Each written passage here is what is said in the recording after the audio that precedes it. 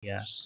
Karena ini juga sudah sering diperdebatkan dan sering menjadi bahan lelucon atau olok-olokan begitulah dari teman-teman Aridosti, Ray dan kawan-kawan. Salah satu tema yang sering kalian munculkan yang barusan dikatakan oleh Aridosti tadi adalah adanya ayat-ayat yang keji atau yang kejam di dalam Alkitab. Begitu Aridosti ya? Saya tidak mengatakan itu barusan. Gimana? Bukan Yang Alidosti, mana, Kang? Alidosti. Aku mengutip apa yang aku dapat dari kemarin diskusi sama Mr. Joe itu aja. Oh iya, ini teman-teman banyak ya, bukan cuma ini aja. Saya kasih contoh misalnya ayatnya, ya. Itu ada misalnya di dalam ini ya, penumpasan orang-orang Amalek ya. Misalnya saya kasih contoh, kita buka misalnya mana? Ini ya, ya. Jadi pergilah sekarang, kalahkanlah orang Amalek, tumpaslah segala yang ada padanya, dan janganlah ada belas kasihan kepadanya. Nah, bunuhlah semuanya, laki-laki maupun perempuan, kanak-kanak maupun anak-anak, yang menyusu, lembu maupun domba, maupun unta, maupun keledai. Jadi ada perintah untuk melenyapkan Amalek ini dari ingatan umat manusia. Ini sebenarnya ini terjadi pada zaman Raja Saul ya. Tapi ini sebenarnya ini tidak berdiri sendiri. Jadi cerita tentang Amalek ini sebenarnya punya sejarah panjang. Ya, biar saya jelaskan dulu. Jadi ceritanya dulu pada saat itu orang Israel itu keluar dari Mesir. Tetapi ketika mereka keluar dari Mesir ini bangsa Amalek ini adalah bangsa barbar ya. Jadi orang Israel ini itu dihalang-halangi oleh orang Amalek, ya. Maka berperanglah orang Israel ini dengan orang Amalek. Nah, Musa itu memberi satu wasiat kepada orang Israel tentang orang Amalek nih ya. Ini wasiat Musa ya. Saya kasih contoh misalnya, saya tampilkan ini ya. Sebentar. Misalnya di dalam ini, kita buka ini ya, ulangan ini ya. Ulangan 25 nih. Nih, bahkan itu sudah dikasih judul oleh LAI dengan kata-kata gini, Amalek harus dihapuskan. Ya. Ini di zaman dia Musa udah memberi wasiat kepada generasi orang Israel yang akan datang. Nih, ingatlah apa yang dilakukan orang Amalek kepadamu pada waktu perjalananmu keluar dari Mesir. Bahwa engkau didatangi mereka di jalan dan semua orang lemah pada barisan belakangmu dihantam mereka. Sedang engkau lelah dan lesu. Mereka tidak takut akan Allah. Jadi orang Amalek ini bangsa yang keji, ya. Maka apabila Tuhan Allahmu telah mengaruniakan keamanan kepadamu dari segala musuhmu di sekeliling, di negeri yang diberikan Tuhan Allahmu kepadamu untuk dimiliki pusaka ini, maka haruslah engkau hapuskan ingatan kepada orang Amalek dari kolong langit. Janganlah engkau lupa. Ini sudah diperintahkan oleh Musa. Jadi orang Amalek itu memang harus ditumpas dari muka bumi. Baik itu bayi, perempuan, orang menyusu, keledai, semua ditumpas. Itu sudah perintah. Karena Tuhan ingin menjatuhkan hukuman kepada orang Amalek. Nah, teman-teman dari Muslim, ya seperti Ali Dosti, ya kemudian Ray, kemudian dan teman-teman yang lain, itu sering mengatakan bahwa itu ajaran teroris di dalam Bible. Misalnya seperti itu. Teman-teman debaters Muslim, ya saya nggak bilang Muslim secara umum ya, debaters Muslim aja ya. Nah, tapi saya mau bertanya nih sama kalian, seperti Ray, Ali Dosti, dan lain sebagainya. Menurut kalian, itu ayat itu sebenarnya direkam nggak oleh Al-Quran?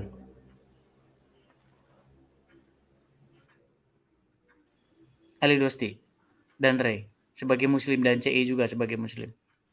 Ayat tadi ada kalau saya tidak tahu. Ayatnya nggak ada. Ayat tadi ada kata perintah kan di sana. Nggak ada. Iya, ada kata Iya, perintah. belum. Iya, perintah. Ada kata perintah untuk ditumpas. Tapi itu diperintahkan kepada orang Israel dan dikhususkan kepada orang Amalek, bukan kepada semua manusia. Khusus orang Amalek karena orang Amalek itu dulu menyerang orang Israel, ya, pasukan-pasukan lemahnya, orang-orang lemahnya dibantai sama mereka dan Tuhan ingin menjatuhkan hukuman kepada orang Amalek itu. Terus pertanyaannya, apakah ayat-ayat itu juga terdapat di Al-Qur'an gitu, Po? Pertanyaan saya, Kisah apakah itu ayat-ayat Po? semacam itu ada di dalam Al-Qur'an?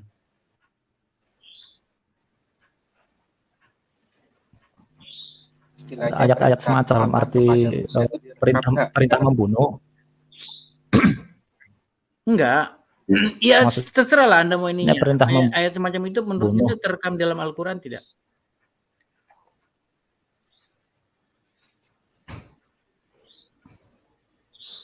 Enggak, maksudnya terekamnya itu maksudnya gimana gitu loh. Apakah saya cuma kasih petua gini.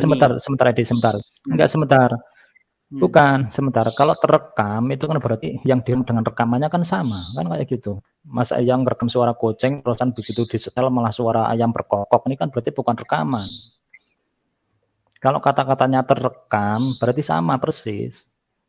Kan kayak gitu. Saya nggak bilang terekam, nggak sebilang sama persis. Ada nggak yang semacam berarti itu dalam Al-Qur'an? Ya berarti dicabut dulu kata-katanya, ganti. Oke, pertanyaan saya, ada nggak yang semacam itu dalam Al-Qur'an? Nggak ada. Nggak ada. Oke, baik. Saya tanya dulu, Ray. Anda sebagai Muslim menemukan ayat semacam itu dalam Quran? Ray, buka mic dulu, Ray. Amalek itu mana, Kang Edis? Enggak, sebelum kita bahas itu mendalam, saya tanya dulu. Anda sebagai Muslim yang sudah membaca Al-Quran, menemukan tidak hal yang seperti itu? Saya nggak katakan persis, tapi yang mirip seperti itu dalam Quran.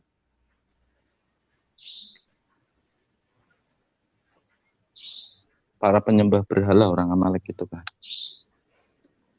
Kurang tahu juga. Kurang tahu, baik. Oke, kalau Ali Dosti mengatakan tidak menemukan, Ray kurang tahu. Saya tanya sama CI, Anda sebagai Muslim ada menemukan hal semacam itu? Saya pernah melihat dan membaca, cuma saya lupa ayatnya itu, bahwa harus memerangi orang kafir, ya kan? Di situ di ayat berapa saya lupa itu. Oke, nah, baik. di situ di bawahnya ada keterangannya lagi. Ada penjelasannya lagi. Baik, oke. Jadi saya perlu diketahui ya sama teman-teman ya, yang Muslim, Ray, Ali Dosti, dan CI ya. Saya kan sudah katakan, saya itu 9 tahun mempelajari Quran itu. Ya. Nah, saya tidak menyimpulkan ya, saya tidak menyimpulkan Al-Quran, tapi saya mau bertanya kepada kalian tentang ayat Al-Quran ini. Saya coba bagikan ya. Ya. Itu ada di dalam Al-Maidah ya. Ini saya tampilkan dulu ke atas ya biar kalian tahu. Ini ya. Al-Maidah ya. Menarik. Surat Quran surat kelima ya. Kita baca dari mulai ayat ke-20 ya. Kita baca mulai dari ayat ke-20 nih ya. Nih. Dan ingatlah ketika Musa berkata kepada kaumnya, nih, hai kaumku, ingatlah nikmat Allah atasmu ketika Dia mengangkat nabi-nabi di antaramu dan dijadikannya kamu orang-orang merdeka dan diberikannya kepadamu apa yang belum pernah diberikannya kepada seorang pun di antara umat-umat yang lain. Hai kaumku, masukilah ke tanah suci, dalam tanda kurung Palestina. Saya nggak tahu ini kenapa ditulis Palestina ya. Hai kaumku, masukilah tanah suci yang telah ditentukan Allah bagimu, dan janganlah kamu lari ke belakang karena kamu takut kepada musuh, maka kamu menjadi orang-orang yang merugi. Dua-duanya. Mereka berkata, hai Musa, sesungguhnya di dalam negeri itu ada orang-orang yang gagah perkasa. Sesungguhnya kami sekali-kali tidak akan memasukinya sebelum mereka keluar darinya. Jika mereka keluar darinya, pastilah kami akan masukinya. Ini yang saya maksud. Saya mau tanya penjelasan ya, saya nggak menyimpulkan, saya bertanya sama kalian yang Muslim. Berkatalah dua orang di antara orang-orang yang takut, yang Allah telah memberi nikmat atas keduanya. Nih, serbulah mereka dengan melalui pintu gerbang kota itu. Maka bila kamu memasukinya, niscaya kamu akan menang. Dan hanya kepada Allah hendaknya kamu bertawakal jika kamu benar-benar orang yang beriman. Ya, kita fokus ke sini dulu. Ada kata-kata serbulah, ya, mereka dengan. Saya mau tanya. Ya, tolong itu bawahnya ada keterangannya apa di surat berikutnya? Apanya? Di ayat berikutnya. Mereka berkata, hai Musa, kami sekali-kali tidak akan memasukinya selama-lamanya selagi mereka ada di dalamnya. Karena itu pergilah kamu bersama dengan Robmu dan berperanglah kamu berdua. Sesungguhnya kami hanya duduk menanti saja.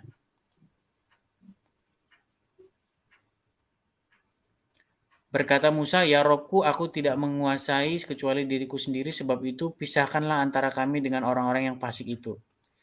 Jadi di sini ada satu perintah untuk menyerbu mereka. Kalau kita baca dari ayat sini, lihat sini, hai kaumku, masukilah ke tanah Palestina, ya, dalam kurung ini memang ya, yang telah ditentukan Allah bagimu. Kemudian di sana ada kata-kata serbulah, ya, serbulah mereka dengan melalui pintu gerbang. Ya, saya nggak mau menafsirkan ayat ini karena ini bukan kitab suci saya, ya. Tapi saya tahu ini tentang apa, saya tahu persis ini tentang apa, tapi saya nggak mau menafsirkan. Saya bertanya kepada teman-teman Muslim di sini, Ali Dosti dan juga Ray dan juga CI. Itu ayat itu berbicara tentang apa sebenarnya? Silakan. Saya dulu ya. Kalau dari Silakan. saya belum mempelajari itu. Belum tahu saya. Oke, kalau dari Ray? Ayat 21 tadi. Dari ya Al-Maidah, buka aja Al-Maidah. Ya, Al-Maidah kita mulai dari 21. Kita mulai dari 21. Coba Anda yang baca. Ray, baca Ray. Hai kaumku, masuklah ke tanah suci Palestina. Nah, ini kiblat pertama Muslim yang telah ditentukan Allah bagimu. Dan janganlah kamu lari ke belakang karena kamu takut kepada musuh. Maka kamu menjadi orang-orang yang merugi. Terus? Mereka berkata, hai Musa, sesungguhnya dalam negeri itu ada orang-orang yang gagah perkasa. Ini mereka berarti kaumnya. Sesungguhnya kami sekali-kali tidak akan memasukinya sebelum mereka keluar darinya. Jika mereka keluar darinya, pasti kami akan memasukinya. Nah, ini kaumnya yang pengecut. Terus? Berkatalah dua orang di antara orang-orang yang takut kepada Allah. Artinya orang yang bertakwa. Yang Allah telah memberi nikmat atas keduanya. Serbulah mereka dengan melalui pintu gerbang kota itu. Maka bila kamu memasukinya, niscaya kamu akan menang. Dan hanya kepada Allah hendaknya kamu bertawakal, berserah diri. Jika kamu benar-benar orang yang beriman. Ya, pertanyaan saya kepada Anda, Ray. Kenapa di sini disuruh diserbu? Yang menyuruh-menyerbu ini orang-orang yang takut dengan Allah, betul atau tidak? Berkatalah dua orang di antara orang-orang yang takut kepada Allah. Yang Allah telah memberi nikmat kepada keduanya. Serbulah mereka dengan melalui pintu gerbang. Pertanyaan saya, kenapa mereka harus diserbu penduduk negeri? Apa sebabnya?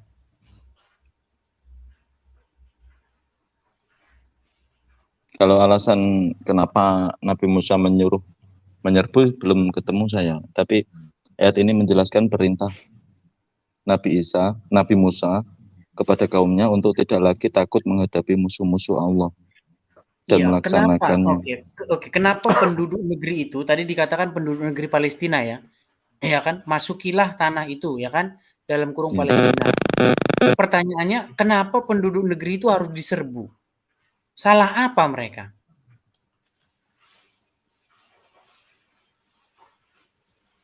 Silakan. Oke.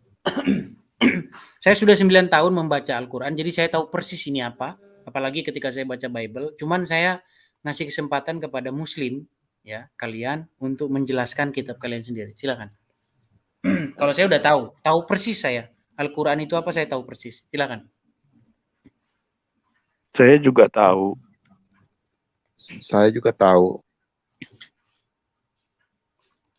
Iya, yang orang Kristen saya rasa cukup familiar ya. Orang-orang Kristen pasti tahu itu. Cuman yang Muslim di sini yang menjawab. Mungkin Mbak Ali Dosti ingin menjawab. Silakan Ali Dosti. Pengetahuan Anda itu kebenaran apa enggak tentang memaknai Al-Quran ini? Kebenaran. Itu terbalik, Silakan, itu terbalik daripada kita bilang. Sebentar, Bang Edi. Ya, sebentar kita ini. Coba apa yang Anda tahu di situ, Rey?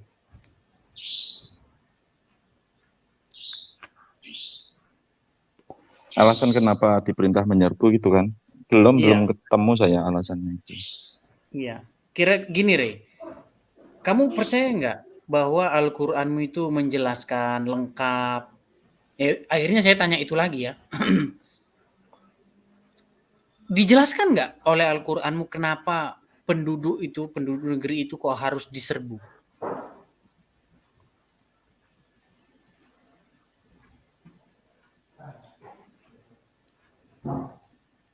Kalau seandainya kamu belum bisa jawab, saya menyarankan cobalah kamu baca Bible, Rey.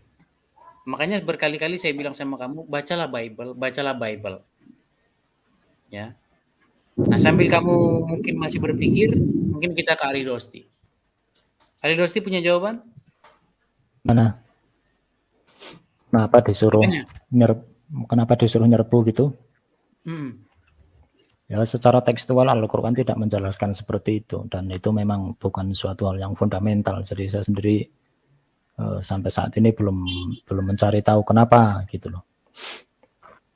Gini Ali Dosti, misalnya kamu punya satu skripsi, ya, ujian skripsi misalnya kamu ngajukan skripsi ya sama dosen, terus sebelum kamu wisuda kan begitu, terus kamu mengatakan bahwa misalnya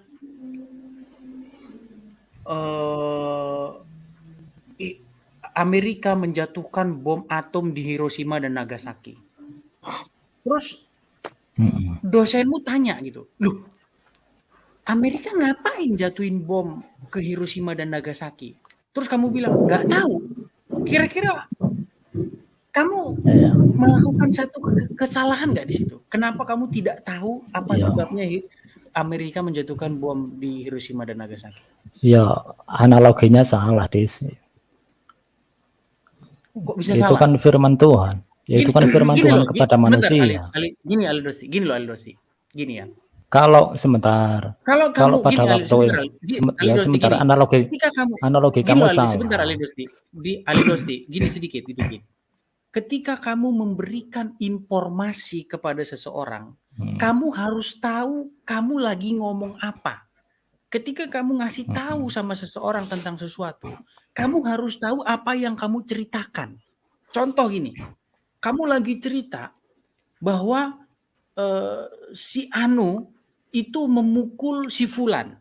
Oh, si Fulan dipukul sama si Anu terus begini dan begitu. Terus kamu ditanya apa sebabnya, tapi kamu nggak tahu. Gitu loh. Nah, ini menjadi saat kamu sedang menceritakan sesuatu yang kamu sendiri nggak tahu. Jadi begini, tak jawab. Misalnya sedikit Ali Dosi, belum selesai. Ya, kalau ada orang tulis sebentar, kalau ada orang tulis sejarah bahwa Hiroshima dan Nagasaki dijatuhi bom atom, dia itu harus bisa menjelaskan sebabnya itu apa. Itu membuktikan bahwa dia tahu dia lagi ngomongin apa. Ya. Nah, kecuali kamu mendapat cerita itu dari katanya. Kalau kamu dapat dari katanya, ya wajar kamu nggak tahu sebabnya apa, karena kamu katanya, gitu loh, iya kan? Tapi kalau dia saksi mata, dia pelaku peristiwa dan lain-lain, dia bisa jelasin, oh Jepang itu dibom karena Jepang itu menghancurkan pangkalan militer begini dan begitu, makanya dibalas, dibom. Oh gitu tuh ceritanya. Jadi ngerti. Jadi Iya.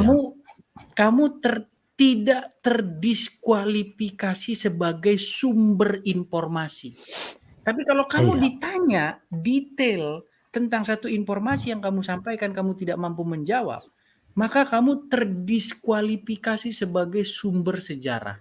Karena kamu hanya dikatakan katanya-katanya. Itulah yang pernah saya katakan, teori apa? Titik-titik skripsi.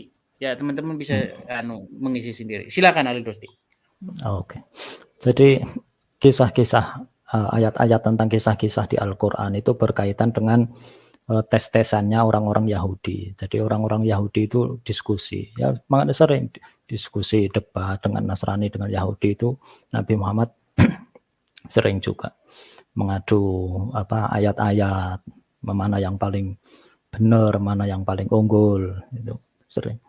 Jadi ayat-ayat yang kisah-kisah itu sebagian besar hasil permintaannya orang-orang Yahudi untuk mengetes. Kalau kamu memang nabi, coba ceritakan kisah Musa, terus Nabi Muhammad dapat wahyu, diceritakan. Dan pada waktu itu hampir sampai saat ini ya, aku belum pernah menemukan ada hadis di mana orang-orang Israel pada waktu itu, Bani Israel, orang-orang Yahudi yang mencoba mengetes Nabi Muhammad kemudian menyanggah ayat-ayat kisah-kisah itu. Jadi kalau ada sekarang malah menyanggah itu ya nggak tahu nih, saya nggak bisa jawab tuh. Permisi Bang Edi. Sebentar. Dan ya, poinnya begini, Al-Quran itu menyampaikan kisah-kisah itu bukan sejarah, bukan tarikh ya. Kalau kisos itu kisah, jadi lebih kepada yang diambil poin-poinnya. Kalau mau ditanyakan secara detail, tentu Al-Quran sendiri tidak menyampaikan secara detail. Contoh bagaimana Yusuf digoda oleh seorang wanita. Padahal wanita itu pelaku sejarah itu sendiri. Namun demikian Al-Quran tidak pernah menyebutkan namanya siapa. Jadi seperti itu. Al-Quran tidak detail, hanya mengambil poin-poin di mana poin-poin itu kemudian menjadi pelajaran. Kayak gitu, Dis. Kalau ditanya ya tentu nggak ada jawabannya. Di Al-Quran secara tekstual nggak ada jawabannya. Semisal Sebentar, kayak Ali Dosti. di mana Al-Quran menyebutkan gini, Ali Dosti, kamu bilang Al-Quran tidak detail. Kamu bilang Al-Quran tidak memang detail. dalam kisah. Bang Edis, tolong baca private chat ya. Sebentar, saya konfirmasi dulu ini. Ali Dosti mengatakan Al-Quran tidak detail. Coba saya ulangi lagi. Betul tidak? Dalam kisah tidak detail. Makanya kan Al-Quran menyebutnya kisos. Di mana dikatakan Al-Quran tidak detail? Coba saya suruh Anda baca ini dulu, Ali Dosti. Enggak, ini yang saya bilang. Makanya tadi teman kita dari Anak Nias tadi mengatakan kalian nggak jujur. Itu benar sekali yang dikatakan tuh, Ali Dosti. Coba saya tampilkan. Coba saya tampilkan sebentar dulu. Tidak jujur itu kan menurut kalian. Oke, Ali Dosti. Coba bacakan ini. Sebentar ya. Oke, coba Ali Dosti bacakan itu. Enggak nanti coba aja. Bacakan. Justru ketika satu kitab. Enggak sebentar. Dengar dulu. Justru ketika suatu kitab. Enggak yang sebentar. Justru ketika kami tidak tahu kemudian kami mengatakan tidak tahu, itulah jujur. Seperti itu sih. Enggak, tadi Anda mengatakan bahwa Al-Quran itu tidak detail, tapi ini mengatakan kisahnya secara terperinci. Gitu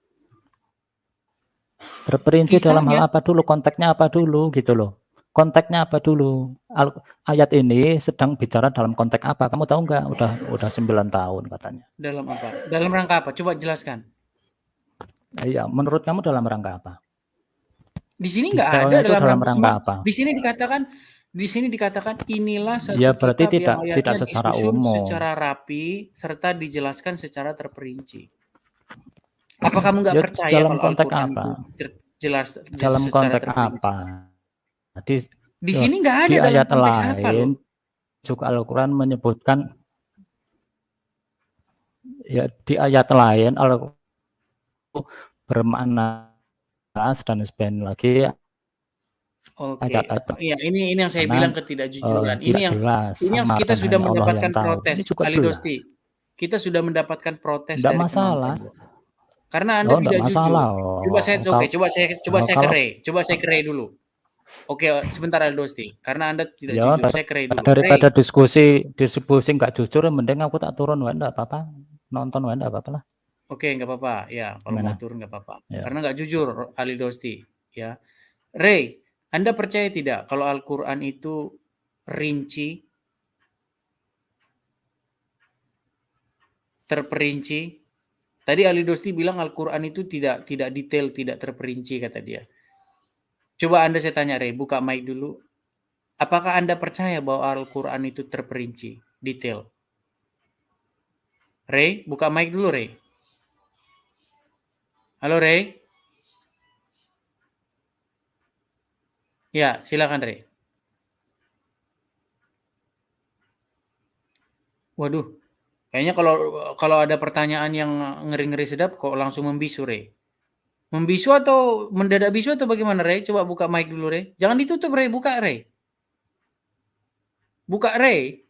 Ya, silakan Ray. Waduh, langsung mendadak bisu. Mungkin saya ke CI dulu. Iya Bang, tolong itu ya, saya tertarik dengan Anda ini. Kalau ada kesempatan atau ada waktu, bolehlah minta Telegram atau itu. Oke, WhatsApp saya ada. Ya. Oke, terima kasih. Oke. Oh, saya tanya dulu sama Anda sebagai Muslim. Anda sebagai Muslim kan? Anda percaya tidak bahwa Al-Quran itu kitab yang tidak detail dan tidak terperinci seperti kata Ali Dosti tadi? Kurang setuju kalau menurut saya. Oke, kenapa? Apakah Anda percaya dengan ayat ini? Karena Anda membaca ayat ini dikatakan di sini. Coba Anda yang baca. Inilah. Iya.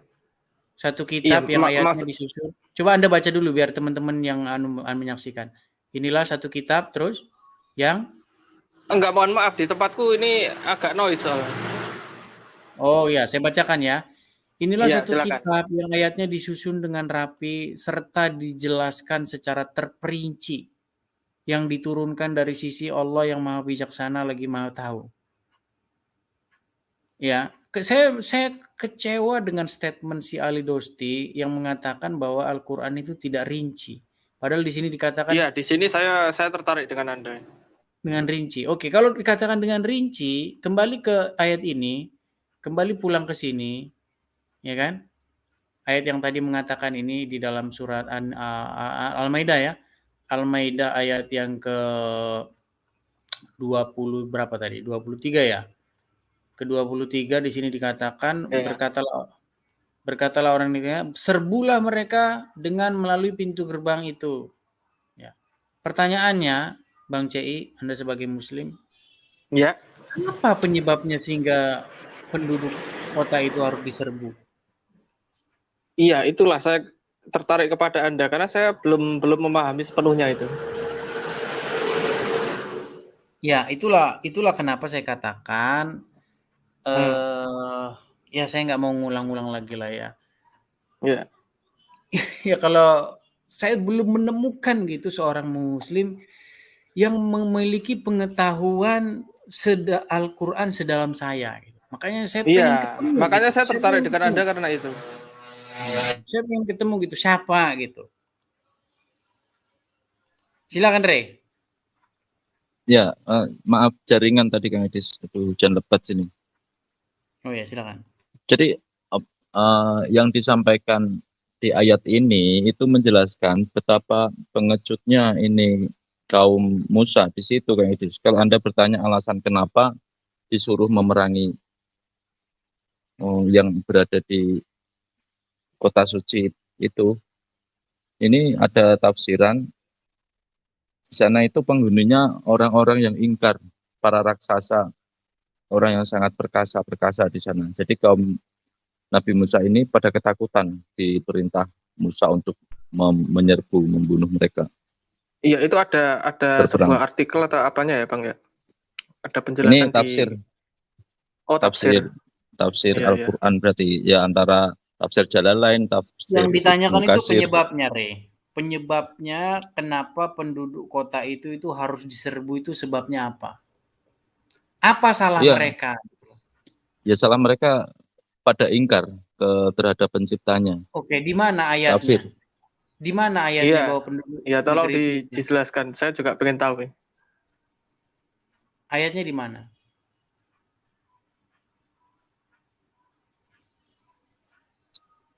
Ini menurut tafsir. Yang dibahas ayat ini itu menceritakan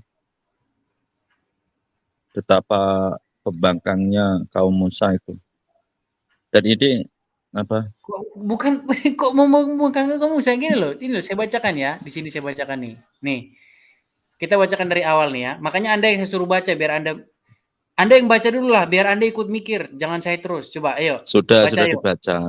Ya, Nah, itu hai kaumku, masukilah tanah suci dalam kurung Palestina yang telah ditentukan Allah bagimu.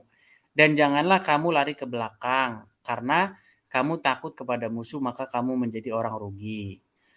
Mereka berkata, hai Musa, sesungguhnya dalam negeri itu ada orang-orang yang gagah perkasa. Sesungguhnya kami sekali-kali tidak akan memasukinya sebelum mereka keluar darinya. Jika mereka keluar darinya, pasti kami akan memasukinya. Berkatalah dua orang di antara orang-orang yang takut kepada Allah yang telah memberi nikmat atas keduanya. Nih, serbulah mereka dengan melalui pintu gerbang kota itu, maka bila kamu memasukinya, niscaya kamu akan menang. Pertanyaan saya, kenapa penduduk negeri itu, ya, nih penduduk kota ini, masukilah ke tanah suci, penduduk tanah Palestina ini, harus diserbu. Ada apa gitu loh? Salah mereka apa? Kita kan tadi bahas ini kan tadi kan. Ini loh bahas ini. Ingatlah apa yang dilakukan orang Amalek kepadamu pada waktu perjalanan keluar dari Mesir. Bahwa engkau didatangi mereka di jalan dan seterusnya. Ya. Maka apabila Tuhan Allahmu sudah mengaruniakan kepadamu tempat keamanan dari musuhmu di sekeliling di negeri yang diberikan Tuhan Allahmu kepadamu untuk dimiliki sebagai milik pusaka, maka haruslah engkau menghapuskan ingatan kepada orang Amalek dari kolong langit. Janganlah lupa. Saya tidak mengatakan atau mengaitkan ayat ini karena memang ini sebenarnya bicara dua konteks yang berbeda ya. Ya menurut saya ada kaitannya karena bersumber dari yang sama, yaitu Allah Sang Pencipta. Nah, yang menjadi pertanyaan yang menurunkan beberapa kitab. Iya, silakan. Ya oke, yang menjadi pertanyaan saya kepada beda Re. Kalau kamu baca dalam Bible, mungkin ya, saya nggak mengatakan nggak menafsirkan Al-Quran. Ini tentang dua pengintai. Ya, saya tampilkan dulu ke sini ya. Di sini kata kuncinya ini nih, ya. Berkatalah dua orang nih ya. Dua orang. Nah, kalau Anda baca dalam Bible, ini mirip dengan kisah dua pengintai yang diutus oleh Musa, ya. Ini sebentar. Saya bacakan di sini ya, dua pengintai ya. Oh, 10 pengintai, 12 pengintai tapi hanya dua. Bilangan ini 13, Bang Edis. Oh, bilangan 13, oke. Jadi Musa itu mengutus 12 bilangan 13 pengintai dan 14. 14 ya. Juga, ya, lanjut. Nah, ini ke-12 pengintai. Ya, saya bacakan ya. Tuhan berfirman kepada Musa, suruhlah beberapa orang mengintai tanah Kanaan yang akan kuberikan kepada orang Israel. Dari setiap suku nenek moyang mereka haruslah kau suruh seorang. Semuanya pemimpin-pemimpin di antara mereka. Lalu Musa menyuruh mereka kepada gurun Paran sesuai perintah Tuhan. Semua orang itu adalah kepala-kepala dari orang Israel. Inilah nama-nama mereka. Bla bla bla bla bla bla bla bla bla ya. Nah, saya nekan. Maka Musa menyuruh mereka mengintai tanah Kanaan, katanya kepada mereka. Nih, pergilah dari sini ke tanah Negeb, naiklah ke pegunungan, dan amat-amatilah bagaimana keadaan negeri itu. Apakah bangsa yang mendiami kuat, lemah, atau apakah mereka sedikit atau banyak. Dan bagaimana negeri yang didiaminya, apakah baik, buruk, bla bla bla bla. Baca sendiri ya, nanti saya bacakan poin-poin pentingnya ya. Nah, ya sampailah mereka ke Eskol ya. Dipotong mereka lah di sana satu cabang bla bla bla bla bla bla bla. Nanti ini poin-poinnya ya. Saya teruskan. Nah, tetapi orang-orang pergi ke sana bersama mereka berkata, nih ya, kita tidak dapat maju menyerang bangsa itu karena mereka lebih kuat daripada kita. Lalu juga mereka menyampaikan kepada orang Israel kabar busuk tentang negeri yang diintai mereka dengan mengatakan, negeri yang telah kami lalui untuk diintai itu adalah suatu negeri yang memakan penduduknya, dan semua orang yang dilihatnya di sana orangnya tinggi-tinggi perawakapakannya, ya. Juga kami lihat di sana orang-orang raksasa. Perhatikan, bandingkan dengan ayat ini nih. Ya. Nih, gagah perkasa, ya. Nah, terus orang enak, orang berasal dari orang-orang raksasa, dan kami lihat kami seperti belalang, demikian bla bla bla. Nah, ini kita ke 14-nya. Nah, lalu segenap umat itu mengeluarkan suaranya nyaring dan menangis, ya. Ini akhirnya Tuhan menghukum orang itu, ya. Jadi 40 tahun mereka akan karena mereka mengintai 40 hari itu dihukum jadi 40 tahun mereka berkelana di padang gurun itu, ya. Saya anukan ini karena hanya 2 orang di antara mereka itu, ya, Yosua dan Kaleb, ya. Dan seterusnya. Anda bisa baca sendiri. Nah, bentar, nanti saya ini kan. Nih, sebentar, saya bacakan poinnya, ya. Saya bacakan poinnya.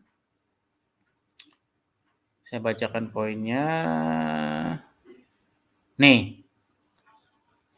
Katakanlah kepada mereka, demi aku yang hidup, demikianlah firman Tuhan. Bahwasanya seperti yang kamu katakan terhadapku, demikianlah akan kuberbuat terhadapmu.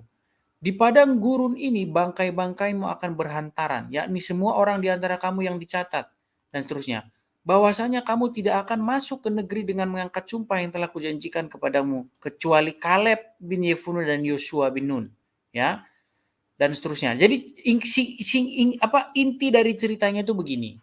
Jadi Musa mengutus 12 wakil dari 12 suku Israel untuk mengintai tanah orang Kanaan, ya, yang sekarang disebut Palestina, ya, atau Israel sekarang. Tapi 10 orang di antara mereka itu merasa gentar dan takut. Nah, mereka menyebarkan kabar bohong, ya, kepada orang-orang ketika mereka kembali dari negeri itu, kepada jemaat, bahwa mereka itu dibuat pesimis, dibuat takut, dan dibuat gentar. Tetapi Kaleb dan Yefune, 2 orang, ya, Kaleb dan Yosua, ya. Nih, berikan, ya. Tetapi Yosua bin Nun dan Kaleb bin Yefune yang termasuk orang-orang yang telah mengintai negeri itu mengoyakkan pakaiannya dan berkata kepada segenap orang Israel, negeri yang kami lalui untuk diintai itu luar biasa baiknya. Jika Tuhan berkenan kepada kita, maka Ia akan membawa kita masuk ke negeri itu dan akan memberikannya kepada kita suatu negeri yang berlimpah-limpah susu dan madunya. Hanya janganlah memberontak kepada Tuhan dan janganlah takut kepada, lompat. Itu intinya pokoknya seperti itu, baca sendiri. Ya. Saya mau tanya nih sama Ray. Anda sebagai muslim dan kepada CI. Saya jelaskan dulu, jangan ditanya tapi kita dulu, baca ya. Quran sampai selesai dulu, ya. Kita baca Quran sampai selesai dulu nih, ya. Al-Quran sudah dibaca, sekarang Belum kayaknya selesai itu. simak ayat 21, saya baca tafsirnya. Ya kan? Kok tafsir sih? Anda percaya Quran atau tafsir? Ini tafsir Al-Quran ayat itu, berkesesuaian dengan ayat itu, jadi penjelasan detailnya. Jadi kejadian itu kan setelah Musa dan kaumnya mengalahkan Fir'aun bersama pasukannya, gini loh, melewati laut itu, membelah laut. Sebentar, Ray. Ini umat. Sebentar, Ray. Jadi, Ray, mereka itu 40 hari diberi waktu Musa untuk mengintai negeri itu. Ya. Tetapi dari yang ke-40 hari mengintai itu, mereka membawa kabar busuk, tetapi 2 orang tidak, ya, yaitu Kaleb dan Yosua. Nah, akhirnya Tuhan menghukum bangsa itu, ya. Ini saya bacakan poinnya, ya. Sebentar, saya bacakan poinnya. Sebentar. Mana, ya? 40 tahun, 40 hari jadi 40 tahun itu di mana, bagian mana? Teman-teman ada yang tahu?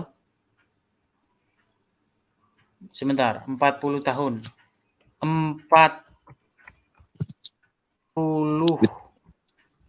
Itu penghuninya di sana raksasa, jadi ketakutan itu para pengikutnya. Tahun, hari. Nah, ini saya bacakan nih. Nih, ya. Nih. sesuai dengan jumlah hari yang kamu mengintai negeri itu, yakni 40 hari, 1 hari dihitung 1 tahun. Jadi 40 tahun lamanya kamu harus menanggung akibat kesalahanmu supaya kamu tahu rasanya jika aku berbalik daripadamu. Nah, bandingkan itu dengan ini. Ya, bandingkan itu dengan ini. Sebentar. Nih, Allah berfirman, jika demikian, maka sesungguhnya negeri itu diharamkan atas mereka selama 40 tahun. Dalam tanda kurung selama itu mereka akan berputar-putar kebingungan di bumi. Dalam tanda kurung padang tih. Itu, maka janganlah kamu bersedih hati dan seterusnya. Ada kemiripan, cuman saya tidak akan mau menafsirkan Al-Quran karena besok saya ditangkap polisi kalau menafsirkan Al-Quran. Saya bertanya kepada teman-teman muslim di sini, pertanyaan yang kembali kepada awal. Kenapa penduduk negeri itu perlu diserbu? Serbulah mereka dengan melalui pintu gerbang. Silakan. Karena kalau Anda tidak mampu menjawab ini, percayalah, buntu diskusi kita. Makanya saya katakan buntu. Ya, 9 tahun loh saya baca Quran kalian ini, teman-teman muslimku. Silakan, teman muslimku, Ray dan Cei.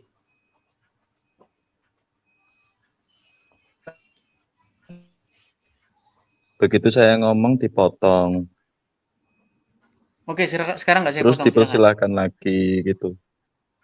Ini sesuai tafsir, referensi tafsir Indonesia.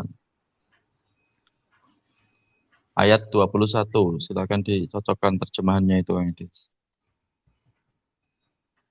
Setelah Nabi Musa mengingatkan orang-orang Yahudi dan menjelaskan nikmat-nikmat itu, kemudian memerintahkan mereka agar berani menghadapi musuh-musuh Allah dengan janji bahwa Allah akan menolong mereka. Perintah Nabi Musa itu ialah mereka harus memasuki tanah suci Kan'an, Palestina, dan berdiam di negeri yang telah dijanjikan dan ditetapkan Allah untuk menjadi tempat tinggal mereka. Oh sebentar, stop dulu, Ray. Kamu bilang negeri yang dijanjikan. Kapan Allah menjanjikan negeri itu dalam Quran?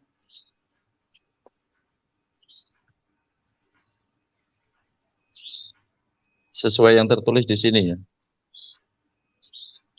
Iya, kok bisa Allah menjanjikan negeri itu kepada Bani Israel itu? Apa sebabnya Kan Allah sebelumnya kan Musa bersama pengikutnya kan diperintah menyeberang laut menuju ke Palestina. Yang saya tanya, kenapa Allah menjanjikan negeri itu kepada Bani Israel itu? Kenapa? Sebabnya apa?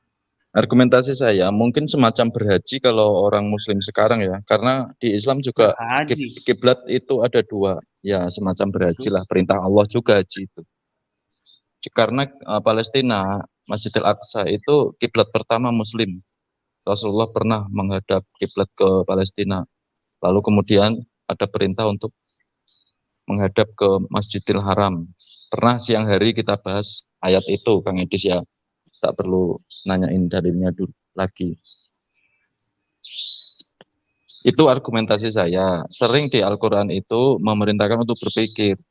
Kalimat-kalimat yang diceritakan di Al-Quran itu secara konkret artinya jelas, padat gitu. Jelas dimaksud di sini bisa ditafsirkan oleh beberapa ahli tafsir. Nah, seperti yang kubacakan tadi itulah yang dimaksud para ahli tafsir berdasarkan keilmuan ahli tafsir Al-Qur'annya dengan keahlian ilmu tata bahasa Arab ya. Kalau kita kan pahamnya ilmu tata bahasa Indonesia. Gitu. Bahasa Arab sudah beribu-ribu tahun. Nah, di situ ditafsiri oleh para ahli tafsir. Kejadian ini para kaum Musa sudah menyaksikan keajaiban mukjizat yang diberikan oleh Musa. Lalu dijanjikan kemenangan untuk menghadapi raksasa-raksasa kaum Kan'an. Yang gagah perkasa mungkin kalau di Alkitab disebut di sana. Mereka pesimis. Mana mungkin kami melawan raksasa? Kalau di Alkitab tadi disebut memakan manusia ya, memakan sesama manusia. Ada kemiripan karena sumber dari yang sama kalau argumentasi Islam mengatakan hal seperti itu. Taurat, Injil, Zabur itu kitab-kitab sebelum Al-Quran. yang diturunkan oleh Allah. Di situ. Menurut Anda bagaimana, Ci?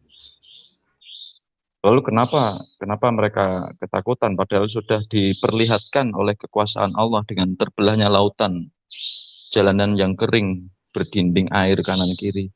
Kayaknya kamu Musa agak dan boros, kayaknya kamu agak boros. Yang ditanyakan itu bukan itu loh, Yang ditanyakan itu kemudian ayat yang 22, setelah Nabi Musa dan kaumnya mendekati tanah yang makmur itu, ia memerintahkan kaumnya agar mereka memasuki tanah suci itu dan siap menghadapi penduduknya.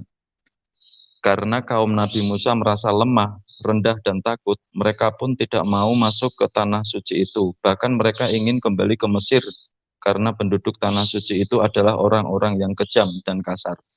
Mereka menyatakan kepada Nabi Musa bahwa mereka tidak akan masuk tanah suci itu selama penduduknya yang kejam itu masih di sana. Jika penduduknya telah meninggalkan tanah suci, barulah mereka mau memasukinya. Dalam kitab Bilangan 32 sampai 33 disebutkan negeri yang memakan penduduknya. Kok bisa lari-lari ke Bilangan tuh? Ya, kok lari-lari ke kitab Bilangan gimana itu? Baca Quran aja, Bang Rey. Nggak usah baca Alkitab. Enggak, kok bisa lari ke saya juga kurang tahu. Nah, anjuran ini coba Kang Edis kita lihat sama-sama coba. Enggak, kok bisa numpang kitab Bilangan gitu loh, Kok numpang? Loh, itu kenapa disebutkan kitab Bilangan? Itu di sini menjelaskan maksud versi di kitab Bilangan ada cerita seperti ini juga. Ya itu udah dipalsukan, Bang Rey. Kalau dicantumkan di sini. Nah, pandangan Islam, Zabur, Taurat, Injil ini benar memang dipalsukan. Al-Qur'an menyebutkan seperti itu. Katanya kemudian udah dipalsukan. Tapi kok nebeng kitab Bilangan? Argumentasi saya di kitab-kitab itu masih ada. Gini, ibarat kata masih ada kemurniannya, masih ada sebagian ayat yang masih asli. Sebentar, Ibarat kata gini, saya punya angkot nih. Saya punya angkot. Terus kamu bilang itu, angkotnya ini tuh bosok gini begitu, udah gawir dan lain sebagainya. Jadi kalau di perjanjian lama Allah menciptakan malam dengan kata jadilah, artinya bahasa Arab itu kun, fayakun, sesuai di Al-Quran itu masih asli menurut saya. Jadi dalam penciptaan malam itu dengan cukup berfirman kun, jadilah di Kejadian 3 itu berkesesuaian dengan di surat apa ya tadi ya, pertanyaan pertama tadi ya, apa di surat apa tadi pertanyaan ini loh? Al-Maidah 23. 23. Oke, terima kasih. Terus yang di Injil juga